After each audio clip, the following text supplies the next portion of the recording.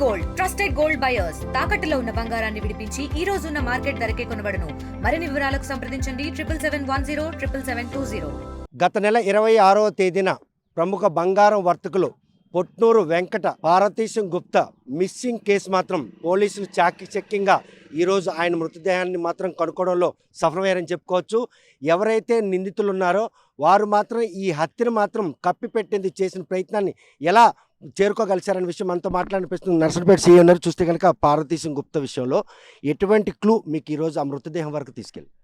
గత నెల 26వ తారీఖున నర్సంపేట బంగారం వ్యాపారి పుట్నూరు పార్వతీశం గుప్తా గారు తన కారు డ్రైవర్తో పాటు విశాఖపట్నం వెళ్ళడం జరిగింది. తిరిగి మళ్ళీ ఆ రోజు తర్వాత కానీ రాకపోవడంతో వాళ్ళ రక్త బంధువులందరికీ డౌట్ వచ్చి మనకు పోలీస్ స్టేషన్ రిపోర్ట్ ఇవ్వడం జరిగింది. దాని మీద మిస్సింగ్ కేసుగా ఎఫ్ఐఆర్ రిజిస్ట్రేషన్ చేయడం జరిగింది. అందులో భాగంగా ఇన్వెస్టిగేషన్ జరుగుతున్న క్రమంలో ఇప్పుడు ఈ డెడ్ బాడీని ఇక్కడ పెదపాడు దగ్గరలో ఉన్న గెడ్డలో డెడ్ బాడీ ఉన్నట్టు మాకు సమాచారం రాగా అలాగే రక్త బంధువులకు పిలిస్తే వాళ్ళు ఐడెంటిఫై చేశారు. దాని మీద దర్యాప్తు చేసి ఎవరి వల్ల ఇది జరిగింది అనేది నిజాలు తెలుస్తుంది. చూస్తే కనుక ప్రస్తుతం ఆ రోజు గుప్తకు సంబంధించిన మొబైల్ ఫోన్ కూడా వాళ్ళు ఒక ఆర్టీసీ బస్సులో పడేశారంట, అదే వాస్తవేనా? అది మొబైల్ ఫోన్ కూడా వేరే వాళ్ళ దగ్గర ట్రేస్ చేయడం జరిగింది. దాంట్లో ఇన్వెస్టిగేషన్ అవుతుంది కూలంకుషంగా.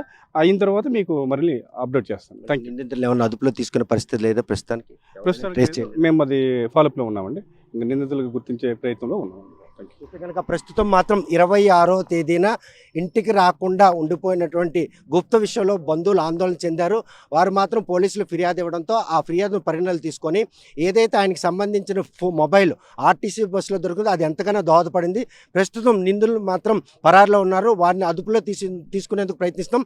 ఎట్టకేలకు పార్వతీశం గుప్తకు సంబంధించినటువంటి మృతదేహం లభ్యం కావడం, ఆ బంధువులు ఆయన మృతదేహంగా నిర్ధారించడం, ఈ పరిణామాలన్నీ కూడాను 10 రోజుల అనంతరం ఈ కేసును ఛేదించడం పోలీసులు చేసినటువంటి శ్రమ మాత్రం ఫలించిందని చెప్పుకోవచ్చు. ఒక బంగారం వ్యాపారిని డ్రైవర్ సంతోష్ ఈ విధంగా హత్య చేయించడానికి మాత్రం నర్సంపేట అందరూ భయపడదు. కానీ పోలీసులు చేసినటువంటి ఈ ప్రయత్నంలో మొబైల్ డేటా మాత్రం కీలకంగా లభించడంతోనే ఈరోజు ఆ మృతదేహాన్ని మాత్రం బంధువులు అప్పగించే ప్రక్రియ కొనసాగిస్తుందో. ప్రస్తుతం పోస్ట్ మార్టం నిర్వహించిన తర్వాత ఎవరైతే నిందితులు ఉన్నారో వారెవరు ఏంటనేది మాత్రం బాహ్య ప్రపంచం చెప్తామని చేసి సిఐ స్పష్టం చేసిన. వీడియో జర్నలిస్ట్ రాంకిషన్తో సత్యం, RTV Chicago.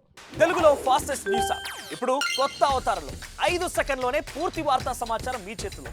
Social media trends మీ కళ్ళ ముందుకే live TV and voice search ఆప్షన్స్తో ఇప్పుడే డౌన్లోడ్ చేయండి. యాప్ లింక్ డిస్క్రిప్షన్లో ఉంది.